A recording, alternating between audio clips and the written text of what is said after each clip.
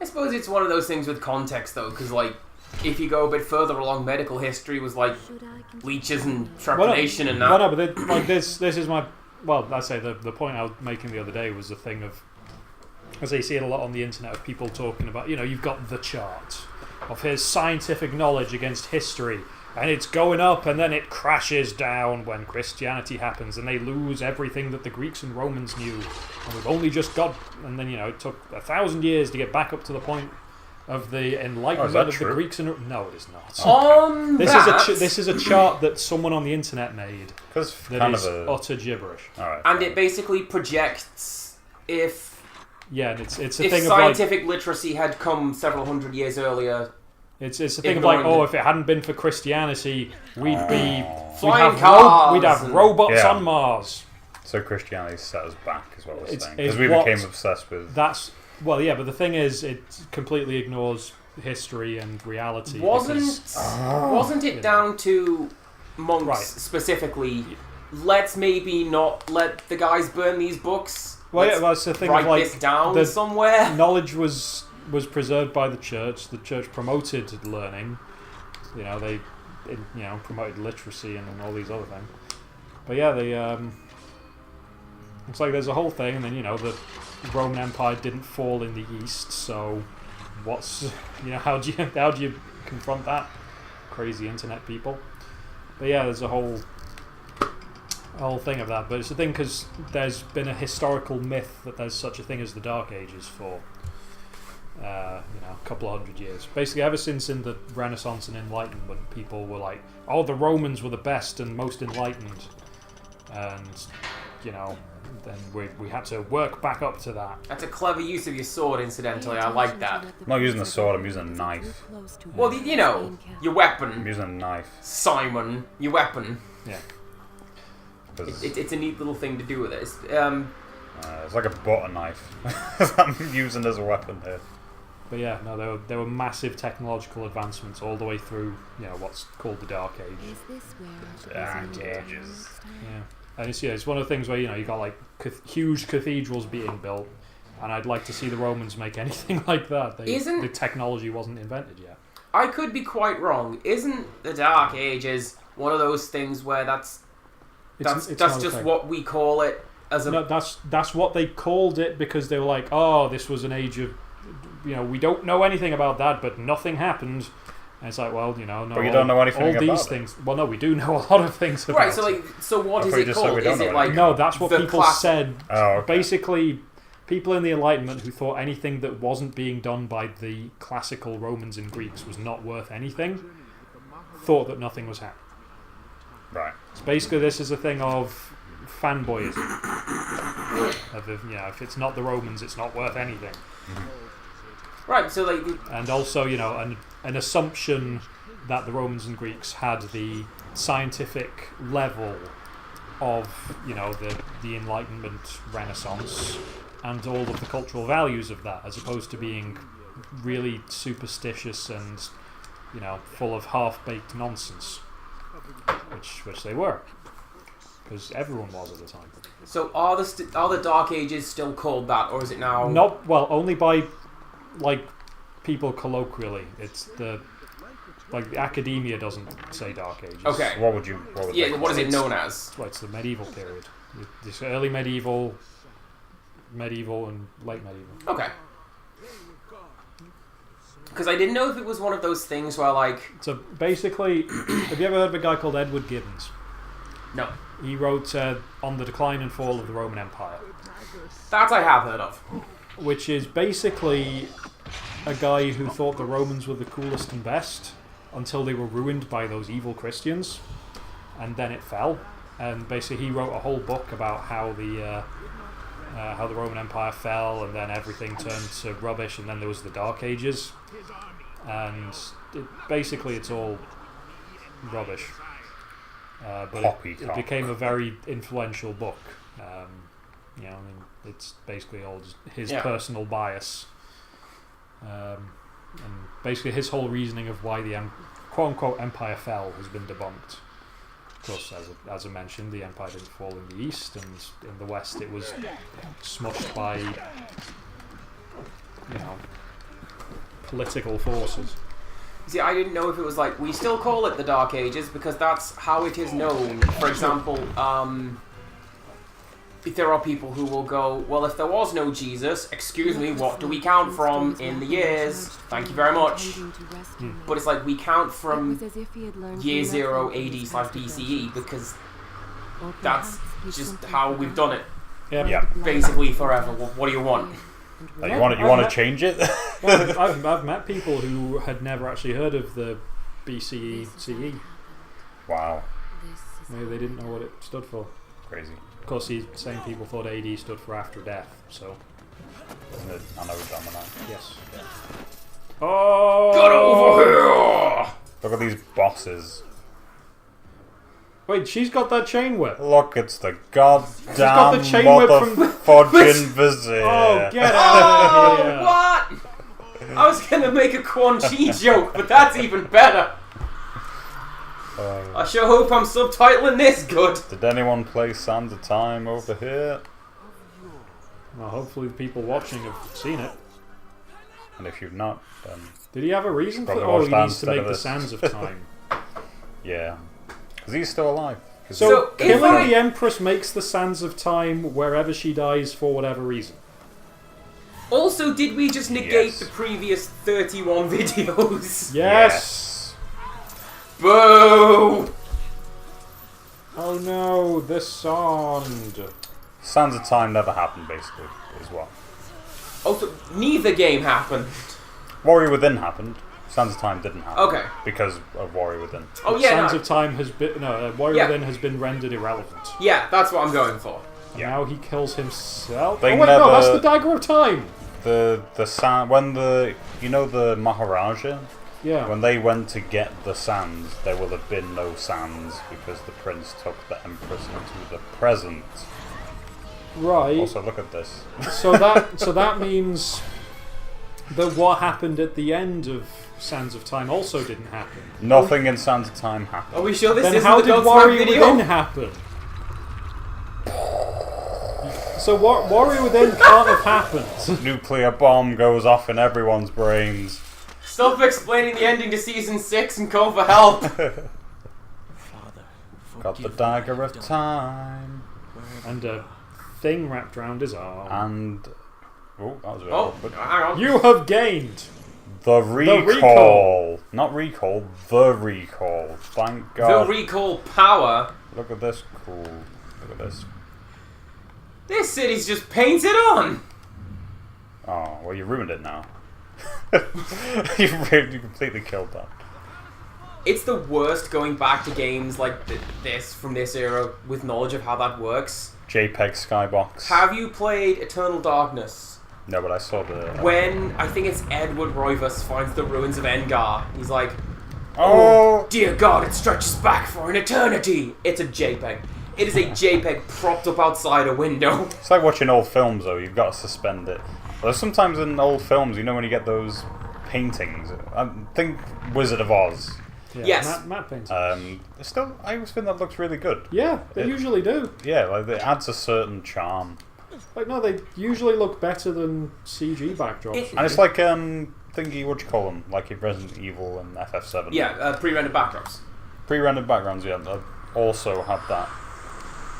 Where people miss them, and it's like having a painting in the background. Yeah. I kind of miss that. It's... A little bit. Or I wish there was more throwbacks to that. I can see it. In the, in the indie scene. I mean, it's one of those things where, like, that's what we had grown up with in gaming, so... You're not wrong. You kind of miss it. That's why there's this... You're not Lately, wrong. there's been a resurgence for, like, here's a 90 polygon character. See, a lot of the Go time have it horror. Yeah, kind of yeah. does look Nostalgia. better, though. It's one of the things where people will still watch old films, and people watching old films now will often be like, oh, nice, no, it looks alright. And then if you watch a film from 10 years ago with special effects, it just looks My awful. example of this, right? Do you know the show Nightmare with a K? Yeah. So the Oh. the original run of Nightmare was kids exploring a dungeon made out of matte paintings. Yeah. And the later seasons was kids exploring a dungeon made out of early 90s CG. Yep.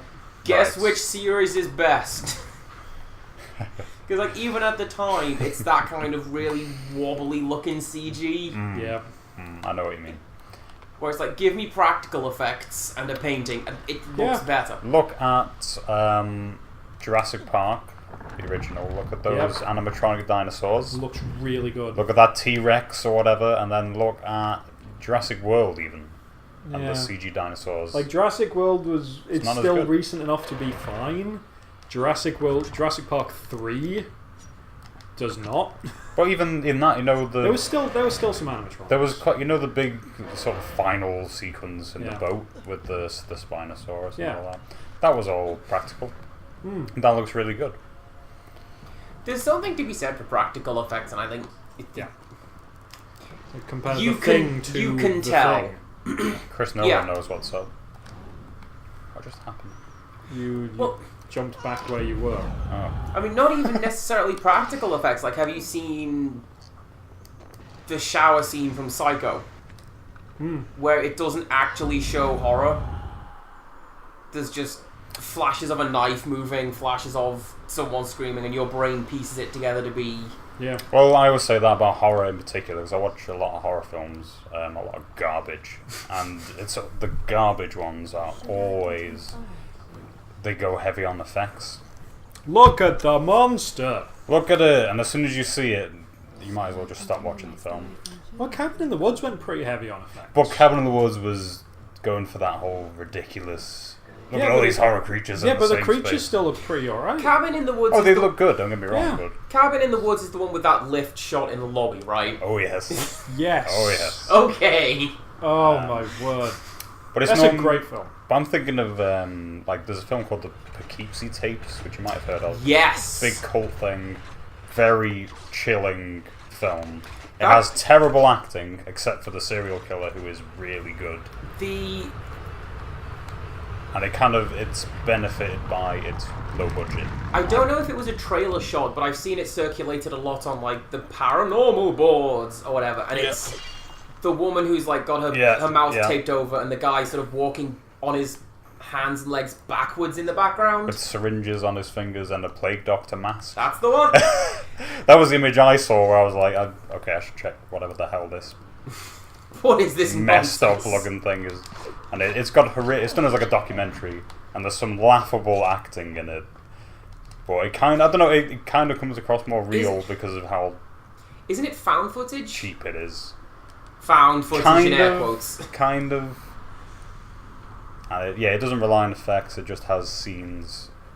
A lot of it is just one of the victims describing what happened, and like that is enough. Or here's the killer giving a bit of a monologue, Yeah. looking kind of creepy in a shot you can't even see very well because of the poor sort of quality of the footage.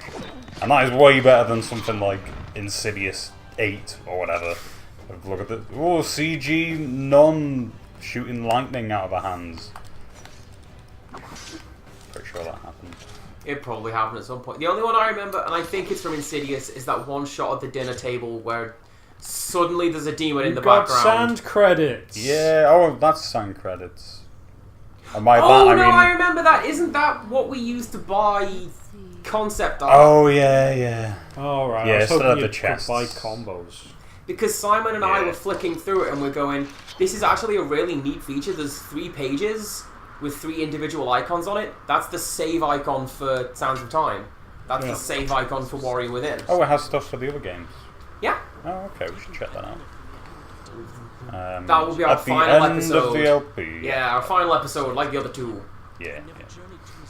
You mentioned, is that nerd dubbed? Yes, he was. He was speaking French, and he was overdubbed with the most nerd voice. Which nerd is this? End of Warrior Within, we're watching like the making of. Oh, videos yeah, now. right. Oh, that guy Yeah, doing the wrestling promo. Yeah. And Let he's me got tell you something. he's got Prince. his tribal tattoos, he's got his bead necklace, Tell you about his God's frosted tips, and he's there like arms folded doing this really cool French promo. And then the voice is like, so, The Warrior Within is the name of this Prince of Persia game.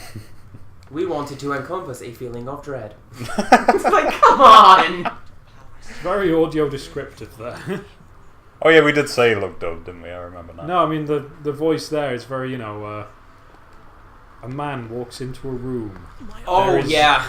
There are photographs all over the bed. I forget. I think either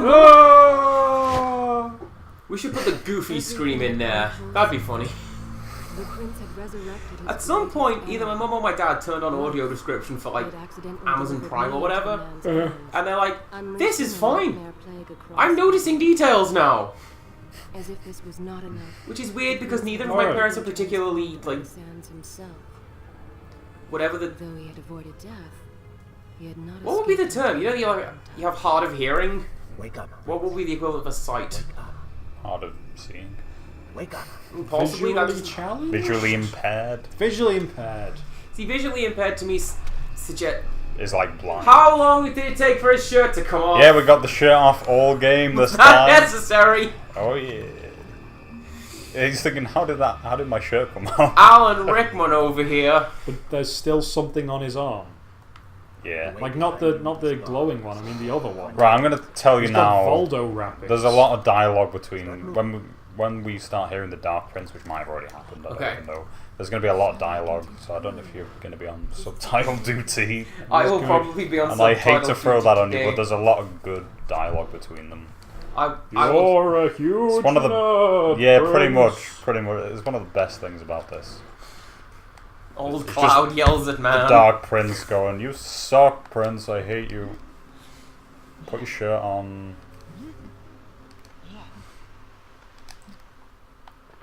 So I'm guessing the answer is yes, but how does it distinguish between Sounds so defeated. how does it Oh, he's distinguish between like the Dark Prince versus just his inner monologue? I assume they have different voices. They have different voices. They have different voice actors. Well, yeah, but like, is it? God damn it. Is it? I assume it's going to be. Jump. Does he sound American? Well, no, like for example, surely the prince's inner monologue has got to be, "Oh, I can't do this jump. That looks a long way." No, because the inner monologues are kind of taken over by their discussions. Okay. Where he's like, "Can I do that?" And then Dark Prince will say, "No, because you suck." Amazing. It's really good. It's a lot better than that. It is legitimately really good. I think he is. I think the Dark Prince is a thing right now. We just haven't heard him. I think I heard the tail end of something he was saying. Good. It's neat. Head down. Yeah, he's talking. I just heard him then. Get good, nerd. I'm just hearing Enderman noises from Minecraft. Oh, they do not seem to like the light. These enemies are I terrible. don't remember what Enderman noises are, so I'm just going to go with the Star Trek fight theme. You just made Enderman a lot better. Yeah. It's like They don't even do anything. Nah, it's because they don't like the light. When they go in the light, they're like, Yeah, but like isn't all it is they teleport you somewhere, or do they kill you and then you just respawn back? Oh, you're talking about upstairs? Enderman. Yeah. No, they kill you. Yeah, they kill you super hard if you look at them. Yeah, if you look at them for too long, they kill you. Yeah, but then you just respawn back upstairs. It's... Yeah, well, you lost your stuff. You lost your stuff and your levels. Yeah. Oh, levels. And if you're playing with someone who's a douchebag, like me, they'll take all your stuff then. Yeah. Yeah, levels is a thing now. You have to level up to get, like, enchanting points. Oh, I never did enchant. I just built Swamp Castle. Good plan. Swamp Castle and Mud Tower. Oh, you did the Spinneroonie thing! Yeah, I did this. That I spent 2 games saying you've never done. Well, I did. Well done. It's in that LP. It's on video that I did that. Well done. How dare you? One of my friend's favourite mods is in Left 4 Dead, and it's the Johnny Bravo tank.